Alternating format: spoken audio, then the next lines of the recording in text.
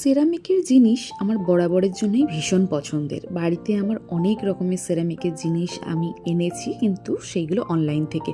কিন্তু তোমরা সবাই জানো গড়িয়াহাট কিন্তু সেরামিকের জিনিসের জন্য ভীষণই ফেমাস একটা জায়গা।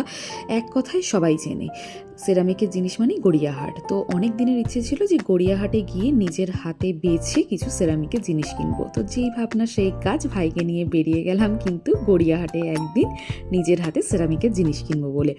অসাধারণ জিনিসগুলো কোনটা ছেড়ে কোনটা কিনবো বুঝে উঠতে পারছিলাম না। এই কন্টেনারটাও আমার ভীষণ পছন্দ ছিল, কিন্তু কিছু একটা প্রবলেম ছিল বলে ওটা আমি নিইনি।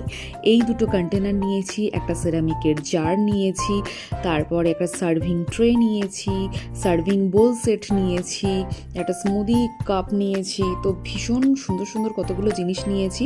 আর ব্যাগটা প্রচণ্ড ভারী হয়ে গেছিলো, আরও কিছু নেওয়ার ইচ্ছা ছিল। তো অন্য আর একদিন সময় করে গিয়ে আরও যেই জিনিসগুলো আমার বাকি রয়ে গেছে সেইগুলো কেনার। তো তোমাদের সাথে আমি অনেক আগেই শেয়ার করতাম, বাট কালী পুজোর জন্য শেয়ার করে উঠতে পারিনি।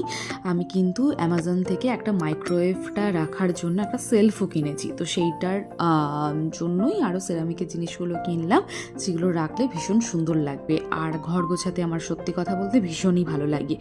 তো মাইক্রোওয়েভের সেলফটা কিনেছি। আর এখানে কন্টেনারগুলো এনেও আমি এগুলোতে সব রিফিল করে নিলাম, যেগুলো রাখবো ভেবেছিলাম।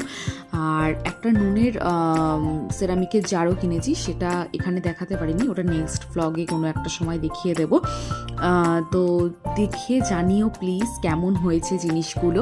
এখানে কিন্তু প্রত্যেকটা কন্টেনার আমি রিফিল করে এখানে সুন্দর করে সাজিয়ে নিয়েছি। আর একটা সুন্দর কফি মাগ আমি অনেক দিন ধরেই ছিল, যেটা আমার বোনের বন্ধু দিয়েছিল আমাকে গিফট, সিকিম থেকে এনে।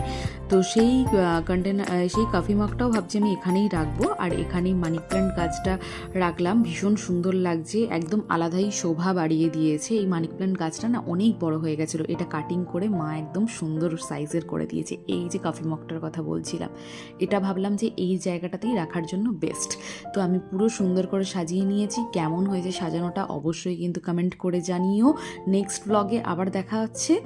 Thank you so much, by.